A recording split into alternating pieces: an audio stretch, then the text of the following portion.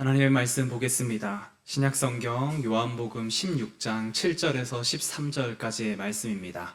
신약성경 요한복음 16장 7절에서 13절까지의 말씀을 제가 봉독해 드리겠습니다. 그러나 내가 너희에게 실상을 말하노니 내가 떠나가는 것이 너희에게 유익이라. 내가 떠나가지 아니하면 보혜사가 너희에게로 오시지 아니할 것이요 가면 내가 그를 너희에게로 보내리니 그가 와서 죄에 대하여 의에 대하여 심판에 대하여 세상을 책망하시리라. 죄에 대하여라 함은 그들이 나를 믿지 아니함이요 의에 대하여라 함은 내가 아버지께로 가니 너희가 다시 나를 보지 못함이요 심판에 대하여라 함은 이 세상 임금이 심판을 받았음이라. 내가 아직도 너희에게 이를 것이 많으나 지금은 너희가 감당하지 못하리라. 그러나 진리의 성령이 오시면 그가 너희를 모든 진리 가운데로 인도하시리니 그가 스스로 말하지 않고 오직 들은 것을 말하며 장래일을 너희에게 알리시리라. 아멘. 오늘도 예배 자리에 오셔서 예배하는 우리 성도님들의 삶과 또 온라인으로 예배하시는 우리 성도님들의 가정 위에도 주님의 은총이 가득하기를 주님의 이름으로 주님의 마음을 전합니다. 여러분들 옆 사람하고 한번 인사했으면 좋겠습니다. 샬롬 한번 인사할까요? 좀 경직되어 있는 것 같은데. 예, 감사합니다. 오늘은 사도신경 12번째 시간으로 나는 성령님을 믿습니다 하는 주제로 오늘 이 시간 말씀을 전하고 은혜를 나누고자 합니다. 여러분들도 이제 사도신경에 대해서 함께 듣고 공부해서 알다시피 사도신경은 하나님, 삼위일체 하나님에 대한 신앙 고백으로 이루어져 있습니다. 천지를 창조하신 성부 하나님, 그리고 죄로부터 우리를 구원해 주시는 성자 예수님, 그리고 우리를 새롭게 재창조하시는 성령 하나님을 내가 믿습니다 라는 고백, 큰 세 개의 덩어리로 이루어졌다라고 말씀을 드렸습니다. 사도신경에서 한 분 하나님이신 우리 유일하신 하나님을 각각 나누어서 고백하게 하신 데에는 분명한 이유가 있습니다. 그것은 삼위인 하나님, 성부, 성자, 성령 하나님을 제대로 우리가 이해할 때에 홀로 한 분이신 하나님을 온전히 이해하며 균형 있는 신앙을 가질 수 있기 때문입니다. 예수님은 승천 직전에 제자들에게 이렇게 부탁을 하셨습니다. 지상 명령이라고 하는 말씀이기도 한데요. 마태복음 28장 28절로 30절의 말씀입니다. 하늘과 땅의 모든 권세를 내게 주셨으니 그러므로 너희는 가서 모든 민족을 제자로 삼아 아버지와 아들과 성령의 이름으로 세례를 베풀고 내가 너희에게 분부한 모든 것을 가르쳐 지키게 하라. 볼지어다 내가 세상 끝날까지 너희와 항상 함께 있으리라. 예수님은 삼위의 하나님인 성부, 성자, 성령 하나님을 언급하면서 그 삼위의 하나님의 이름으로 세례를 베풀라라고 제자들에게 위임하고 부탁을 하셨습니다.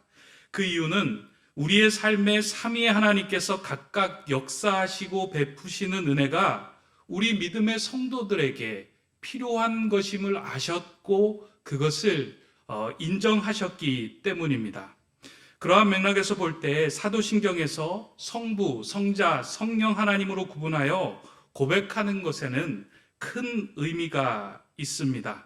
조금 전에도 말씀드렸듯이 성부 하나님에 대해서 제대로 알고 성자 예수 그리스도에 대해서 제대로 알고 성령 하나님이 하시는 사역에 대해서 우리가 제대로 알 때에 균형 있는 신앙, 균형 있는 믿음의 모습을 우리가 가질 수 있기 때문입니다. 그러한 맥락에서 오늘 우리가 살펴보는 고백은 이제 성부 하나님, 성자 예수님에 관한 고백이 끝나고 마지막으로 그런 균형적인 그 고백의 정점을 찍는 성령 하나님에 대한 신앙 고백을 오늘 우리가 살펴보게 되었습니다. 그런데 사도신경에서 성령 하나님에 대한 고백은 오늘 여러분들이 이제 사도신경을 하면서도 여러분들이 고백하셨듯이 아주 단순하고 심플하게 제시하고 있습니다. 성부 하나님에 대해서는 수식어가 많았고 성자 예수님에 관하여서는 과거, 현재, 미래의 사역까지 다루고 있었는데 성령 하나님에 관한 고백에 관해서는 단문장으로 이루어졌습니다. 나는 성령을 믿습니다. 이게 끝이에요. 성령 하나님에 대한 고백은 이것으로 끝나고 마는 것처럼 보입니다. 그래서 혹자는 성령님에 관한 고백이 단순하게 이렇게 기록된 것은 사도신경이 완성될 당시에 아직 성령님에 관한 교리가 구체적으로 정리되지 않아서 그렇게 된 것이다 라고 말을 하기도 합니다. 그런데 그것은 사도신경의 전체를 이해하지 못하는 주장입니다. 왜냐하면 사도신경의 내용을 자세히 들여다보면 나는 성령님을 믿습니다 하는 그 고백을 기점으로 뒤에 나오는 모든 문장들이 이 성령 하나님을 믿습니다에 걸려있기 때문입니다. 그러니까 성령 하나님을 믿습니다 고백은 짧지만 뒤에 나오는 모든 부분들이 성령 하나님이 하시는 일이다라고 기록되어 있기 때문입니다. 거룩한 공교회가 재창조되고 성도가 새롭게 되며 죄를 깨닫게 되고 몸이 다시 살아 새롭게 되는 것이 모두 성령님의 사역으로 이루어지고 있음을 사도신경을 통해서 우리에게 보여줍니다. 이렇게 성령님께서 하시는 일은 오늘 우리의 삶 전반에 영향을 미치며 지금 이 자리에서도 역사하시며 하나님의 일을 계속 하시는 것이 성령님의 사역입니다. 오늘 이 자리에 여러분들이 예배하러 나오셨잖아요. 여러분들 힘으로 나오셨을까요? 저는 아니라고 생각합니다. 성령님께서 여러분들을 깨우시고 성령님께서 여러분의 발걸음을 인도하셔서 이 자리에 설 수 있었던 것입니다. 여러분이 찬양하고 예배하는 것은 여러분의 힘으로 하는 것이 아니고요. 예수 그리스도를 구주라 고백하는 이 자체도 성령이 아니고서는 우리가 감당하거나 고백할 수 없는 일입니다. 이 예배 자체가 성령 하나님이 하시는 사역입니다. 이렇게 성령님은 역동적으로 하나님의 일을 하고 계십니다. 그렇게 성령 하나님을 믿는다라는 고백에는 다른 수식어가 필요하지 않고 그 성령님이 어떠하신 사역을 하고 있느냐를 우리가 보면 됩니다. 따라서 성령님을 믿는다는 고백은 성령님이 존재하고 계신다라는 것을 믿는다는 고백이 아니고요. 오늘 이 자리에 성령님이 함께 하셔서 우리로 하여금 예배하게 하고 예수 그리스도를 주라 고백하게 하고 찬송하게 하시고 우리의 모든 삶의 전반적인 것에 영향을 끼치시는 분이 성령 하나님이십니다라고 믿고 인정하는 것이 성령님을 믿습니다의 고백이 되어야 합니다. 우리의 생각이 여기까지 미치면 성령님이 구체적으로 하시는 사역이 내 삶의 어떤 부분을 건드리시고 성령님께서 우리 교회와 내 인생 가운데 거하셔서 어떠한 일을 하고 계시는가 그것이 궁금해집니다. 궁금하시나요? 성령님에 관한 사역에 대해서 궁금하다면 성령님에 대해서 가장 잘 알고 계신 분의 이야기를 들어야 합니다. 성령님에 대해서 가장 잘 알고 계시는 분은 예수 그리스도입니다. 왜냐하면 성령님을 이 역사의 무대로 등장시킨 분이 예수님이기 때문입니다. 예수님이 성령님을 소개하고 이 역사의 무대로 등장시켜서 성령님이 하시는 일이 무엇인지를 세세하고 명확하게 예수님께서는 말씀해 주셨습니다. 그래서 성령님에 관해서 알고 싶다면 예수님께서 어떠한 말씀을 하시고 계시는지 성경을 들여다보고 예수님의 말씀을 살펴볼 필요가 있습니다. 오늘은 좀 성경 공부하는 마음으로 요한복음 14장서부터 16장에 걸쳐서 예수님이 성령님에 관해서 말씀하시는 부분을 좀 몇 가지를 짚어가면서 과연 성령님은 어떠한 일을 하시고 그분은 나에게 어떠한 영향력을 미치는 분인가 하나씩 좀 살펴보려고 합니다. 먼저 첫 번째로 살펴볼 구절은 요한복음 14장 16절에서 17절의 말씀입니다. 내가 아버지께 구하겠으니 그가 또 다른 보혜사를 너희에게 주사 영원토록 너희와 함께 있게 하리니 그는 진리의 영이라. 세상은 능히 그를 받지 못하나니 이는 그를 보지도 못하고 알지도 못함이라. 그러나 너희는 그를 아나니 그는 너희와 함께 거하시며 또 너희 속에 계시겠음이라. 성령님께서 첫 번째로 하시는 가장 중요한 사역은 예수님께서 말씀하시는 그 말씀을 통해서 볼 때 우리와 함께 거하신다. 우리 속에 거하신다. 이것이 성령님의 가장 중요한 사역이다라고 말씀을 합니다. 제자들과 함께 계셨던 예수님께서 하늘로 올라가시면서 제자들을 고아처럼 버려두지 않고 내가 너희와 함께 하겠다라고 약속하시면서 하셨던 말씀이 오늘 본문의 말씀입니다. 예수님께서도 이 땅에 보혜사로 오셨습니다.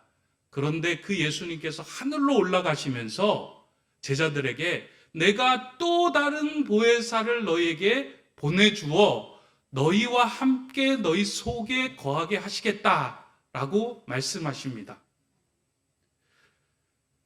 예수 그리스도를 믿는 모든 사람들의 마음 가운데는, 모든 사람 속에는 성령님이 거하고 계십니다. 그렇게 성령님의 가장 주된 사역을 말하라고 한다면 함께 하시는 사역입니다. 함께 거하심 자체가 성령님의 사역이 될 수 있겠느냐라는 생각이 들 수 있지만, 함께 거하심은 성령님께서 하시는 가장 중요한 사역입니다. 왜냐하면 그리스도의 영이 우리 안에 거함으로 인하여 우리가 비로소 하나님을 찾는 영적인 존재가 되기 때문입니다. 예수 그리스도를 믿기 이전에는요, 우리에게는 생각이 하나였습니다. 육신의 생각밖에 없었어요. 오직 하나의 생각만 가지고 살아갔으면 됐습니다. 그런데 우리 안으로 하나님의 그 보내주신 성령님의 영이 우리 안으로 들어오는 순간 우리에게는 생각이 두 개가 됐습니다. 육의 생각과 영의 생각이 함께 공존하게 되었다는 겁니다. 근데 이 육신의 생각은 사망이고 영의 생각은 생명과 평안입니다.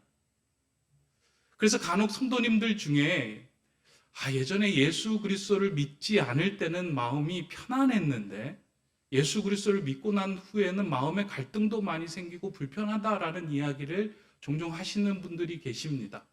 왜 그럴까요? 이전에는 생각이 하나였습니다. 그러나 내 안에 예수 그리스도를 믿고 난 이후에 예수 그리스도의 영이 성령 하나님이 들어오고 난 후에는 이 둘이 갈등을 일으키기 시작하는 겁니다. 그래서 이것은 좋은 현상이에요. 나는 인생 살면서 하나도 갈등이 없습니다 라고 하는 사람들은 자세히 자신의 속을 들여볼 필요가 있습니다. 예수님을 믿고 내 안에 심겨진 영의 씨앗이 자라나 육의 생각과 맞설 수 있게 될 때 우리는 갈등을 일으킵니다. 그래서 갈등이 있다는 것은 내 안에 그리스도의 영이 거하고 내 마음을 차지하는 부분이 넓어지고 있다는 뜻입니다. 여러분들 한 주간 살아가면서 갈등을 많이 하셨나요? 이것이 하나님의 뜻인가? 어떻게 살아가는 것이 하나님의 뜻대로 잘 사는 것인가? 지금 내가 하고 있는 이 일들이 맞는 것인가? 계속해서 내 안에서 갈등이 일어나고 있다면 그것은 내 안에 성령님이 함께 거하시고 계신다는 증거입니다. 모든 사람들은 이 성령님이 함께 거하세요. 그런데 사람들마다 이 소리가 크게 들리는 사람이 있고 이 소리가 작게 미미하게 들리는 사람들이 있습니다. 내가 너무 분주하고 내 생각, 육의 생각, 내가 원하는 이익에 초점이 맞힐 때는 성령님의 소리가 미미해지고 희미해집니다.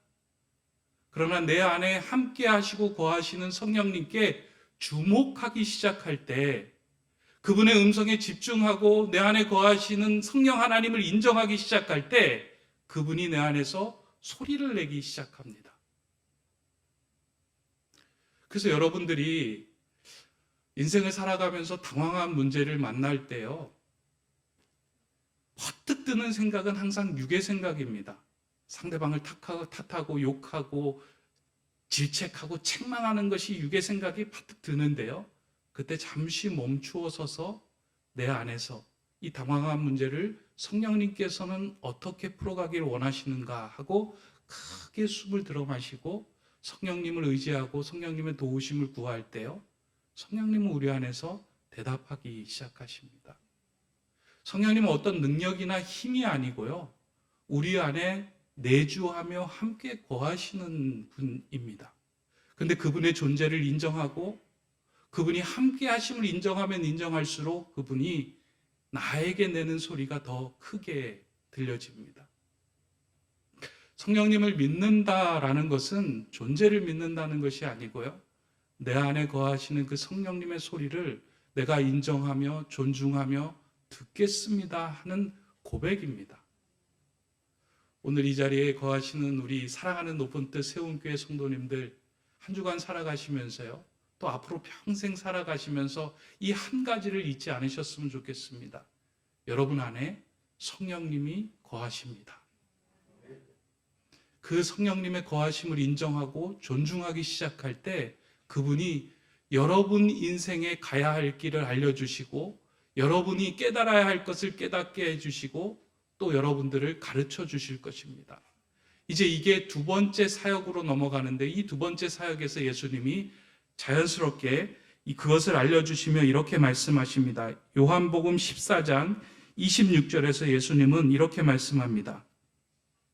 보혜사 곧 아버지께서 내 이름으로 보내실 성령 그가 너희에게 모든 것을 가르치고 내가 너희에게 말한 모든 것을 생각나게 하리라.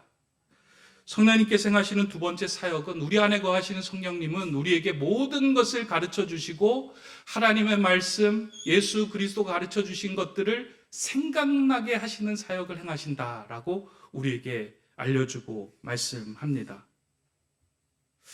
예수님께서 이렇게 말씀하신 이유는 예수님 본인이 이 성령님의 도우심을 경험했기 때문입니다. 성경을 잘 읽어보면 항상 예수님이 등장할 때마다 성령님이 예수님과 함께 하십니다. 세례를 받을 때 성령님의 하늘의 문이 열리고 성령님께서 예수님에게 오시잖아요. 예수님이 공생의 시작을 할 때 성령님과 함께 광야로 나가서 사단의 시험을 받게 됩니다. 그럴 때에 예수님의 그 시험 가운데 예수님께서 대답해야 할 것을 알게 하신 분이 성령 하나님이십니다. 이 세 가지 시험을 이기게 하실 수 있도록 깨닫게 하시고 가르치시는 분이 성령님이셨어요. 그렇기에 예수님께서 하신 말씀이 무엇이냐면 내가 떠나는 것이 너희에게 유익이다. 내가 떠나면 너희 속에 거하시는 성령님께서 너희에게 가르쳐야 할 것을 가르쳐 주시고 깨닫게 해야 할 것을 깨닫게 하신다. 저는 이 구절에서 모든 것을 가르쳐 주신다라는 구절이 지난주 말씀을 묵상하면서 크게 다가왔습니다.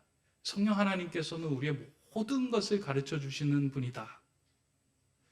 여러분, 학업의 문제, 자녀의 학업의 문제가 있을 때 그 학업의 전문가에게 우리는 물어가면 그에 대한 해답을 얻을 수 있을 거라고 생각합니다. 우리 자녀를 잘 키울 수 있을 거라고 생각합니다. 사업에 문제가 생겼을 때 사업의 전문가에게 나가 그 사업의 조언을 들으면 이 문제가 해결될 것이라고 생각합니다. 건강에 문제가 생겼을 때 의사에 가서 조언을 들으면 그게 가장 적절한 가르침이고 조언이라고 생각합니다. 그러나 오늘 예수님께서 하시는 말씀이 무엇이에요? 이 모든 것을 알고 계시고 전능하시고 진리의 영이신 하나님께서 그 성령 하나님께서 우리가 그분에게 물을 때 가장 진리, 가장 온전한 가르침을 가르치고 깨닫게 하신다라고 말씀을 하십니다.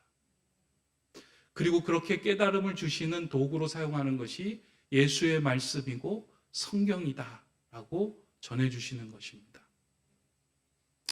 그래서 목사님들이 성경 읽어라, 성경을 통해서 하나님이 말씀하신다라고 수도 없이 말하는 이유가 그 성경 안에는 우리가 가야 할 길 모든 것들이 담겨져 있습니다.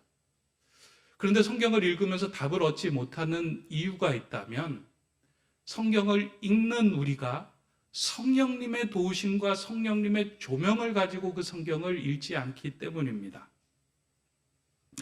성경을 읽다 보면 여러분들도 그런 경험을 하셨을 때가 있을 터인데요. 저도 그런 경험을 할 때가 참 많이 있습니다. 성경이 이렇게 보면 누워 있잖아요. 활자로 이렇게 책 안에 갇혀 있잖아요. 그런데 그렇게 활자로 갇혀 있고 누워 있던 글자들이 어떨 때는 일어서서 이렇게 내 마음으로 들어오는 경험을 할 때가 있습니다. 내 마음이 낙심되고 지쳐 있을 때 내 영혼아 어찌하여 낭망하며 내 속에서 어찌하여 불안하는가.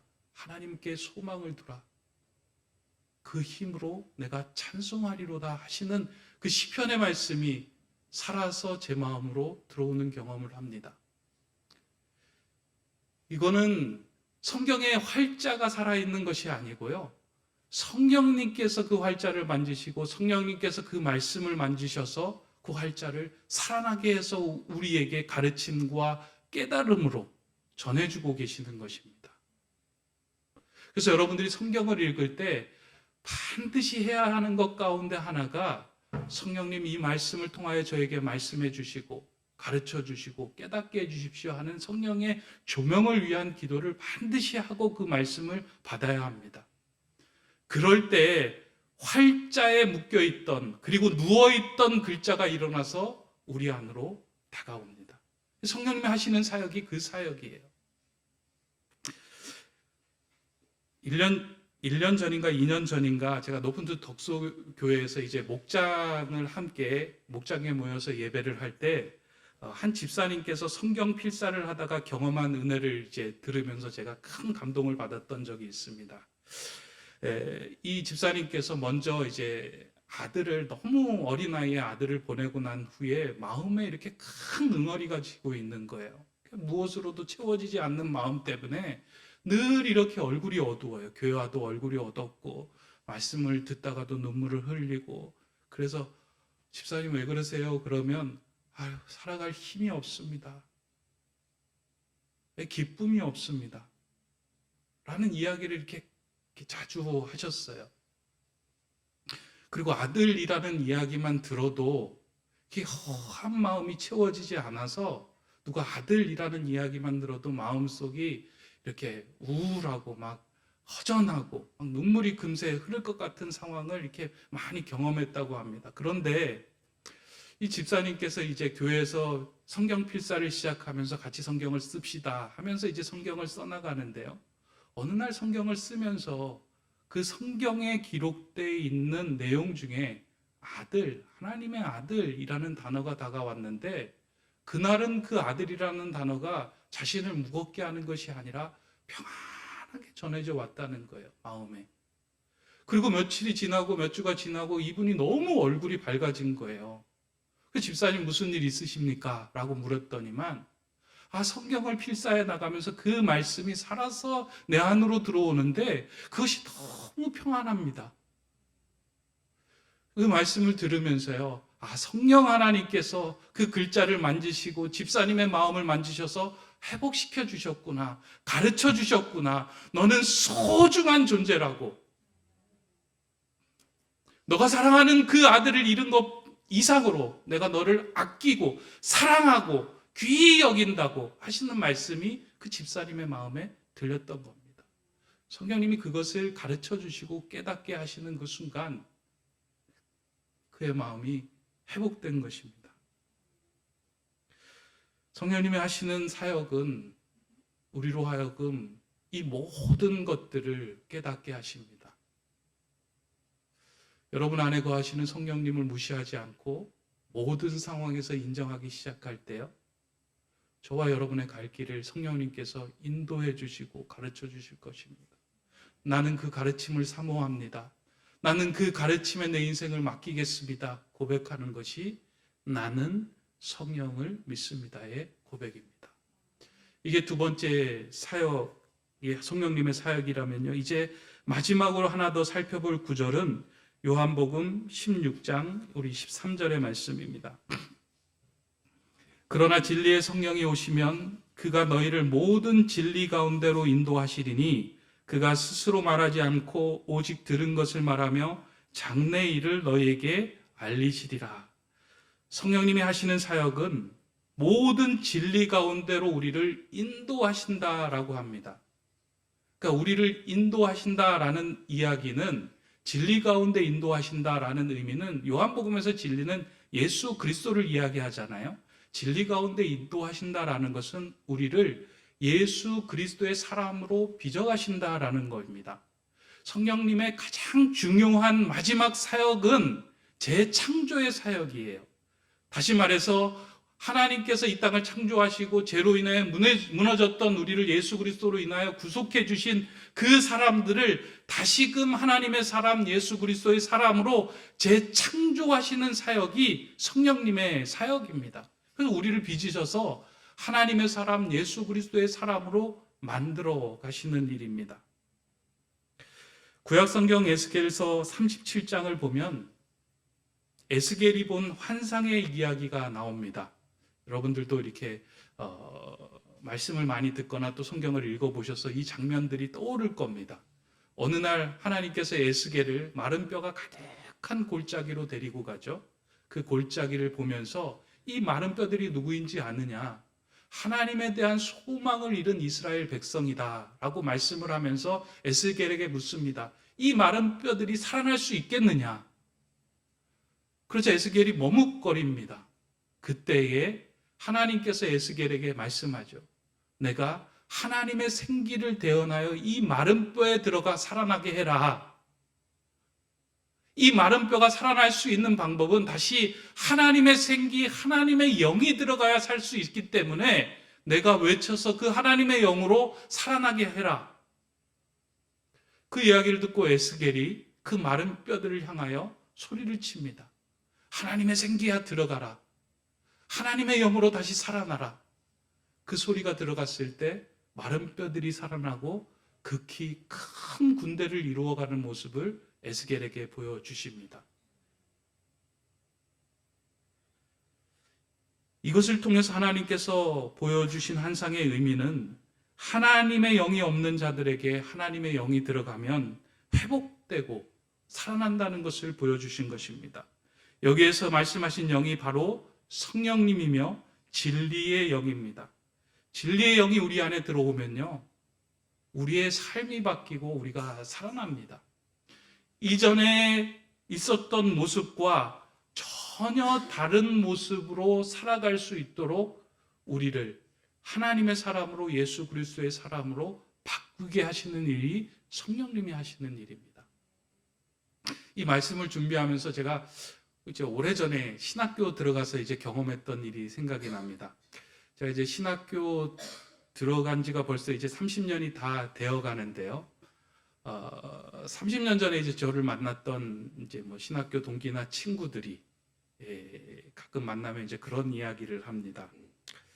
야, 너 많이 변했다라는 이야기를 합니다.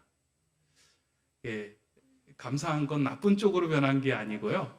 좋은 쪽으로 좀 변했다라고 이야기를 합니다. 왜냐하면 제가 이제 신학교 1학년 다닐 때 직설적이고 좀 거칠었던 면이 있었습니다. 그러니까 다듬어지지 않았던 모습들이 참 많이 보였습니다. 그러는 모습을 보면서 우리 그 동기나 친구들이 나 많이 변했다라는 그 이야기를 들을 때 제 마음이 좋은 것이 아니라 한편으로 많이 참 이렇게 부끄러워집니다. 내가 얼마나 이렇게 다듬어지지 않았길래 이런 이야기를 듣는가 하는 생각을 하면서 한편으로는 제 안에 있는 성령님께서 저에게 맺힌 성령의 열매를 조금씩 익어가게 하시는구나 하는 생각에 감사를 할 때가 있습니다. 그러니까 이전에 다듬어지지 않았던 그 모습이 제 안에 작게 맺혔던 그 열매들이 시간이 지나면서 성령님께서 조금씩 자라게 하시고 그 맛이 제대로 된 맛을 내게 하시는구나 하는 생각을 했기 때문입니다.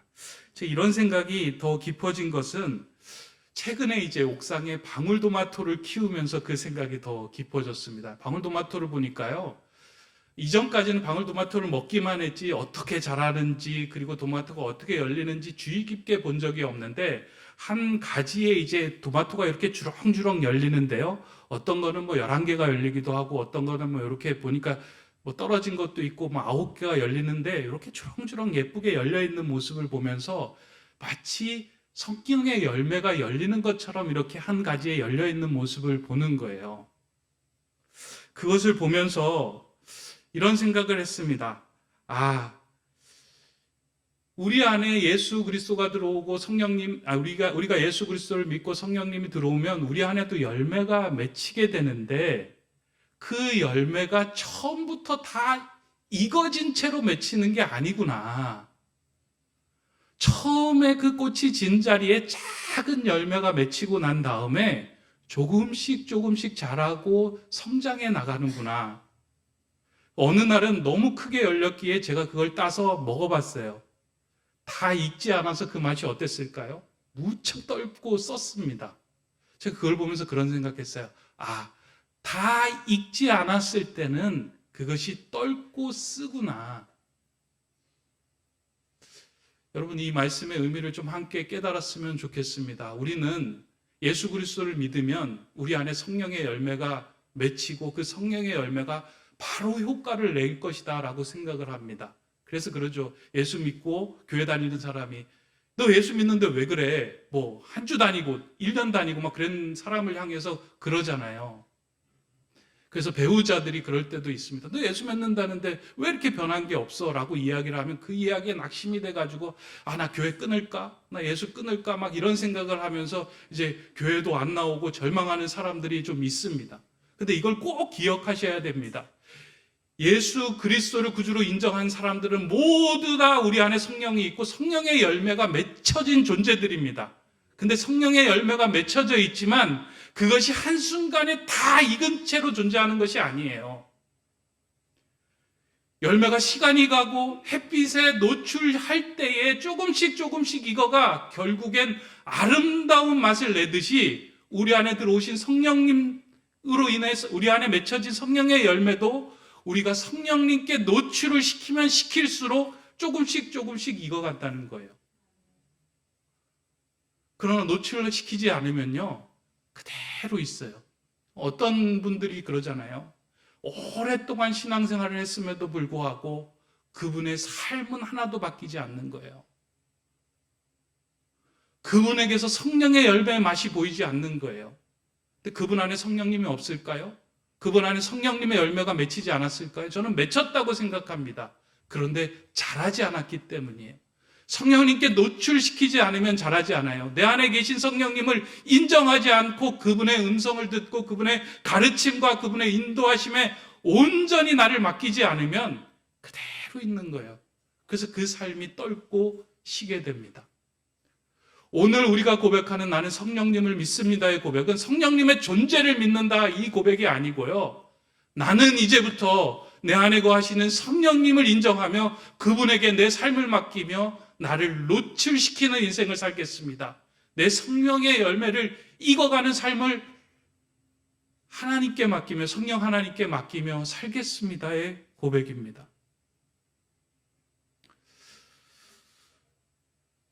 저도 아직 덜 익었습니다. 그러다 보니까 가끔 떫은 맛이 나올 때가 있는데요. 아마 여러분들도 마찬가지라고 생각합니다. 그래서 제가 그런 사실을 알기에 아침마다 이제 눈을 떠서 침대에서 엉덩이를 들고 하는 기도가 있습니다. 성령 하나님,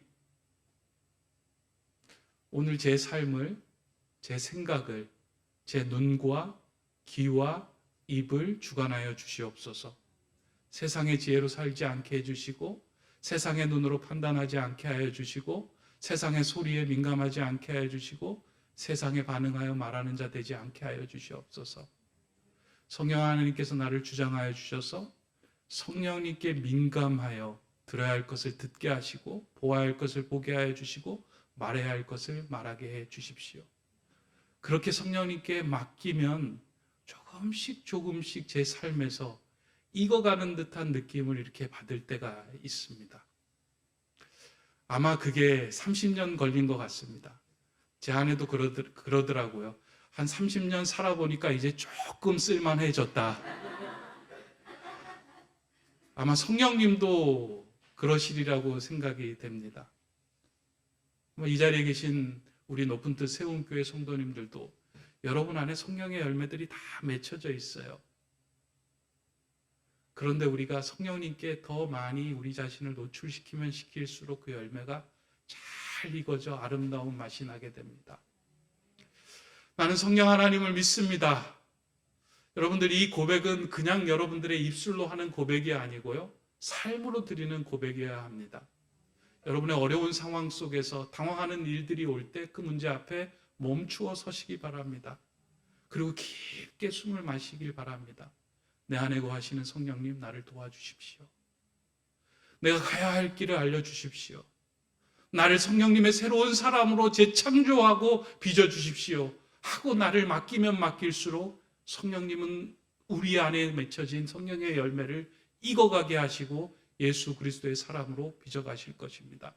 이 성령님의 사역에 내 인생을 맡기는 사람, 그것이 나는 성령님을 믿습니다를 온전히 고백하는 사람들의 삶입니다. 그 삶을 살아가는 저와 여러분 되시기를 주님의 이름으로 축원합니다. 기도하겠습니다.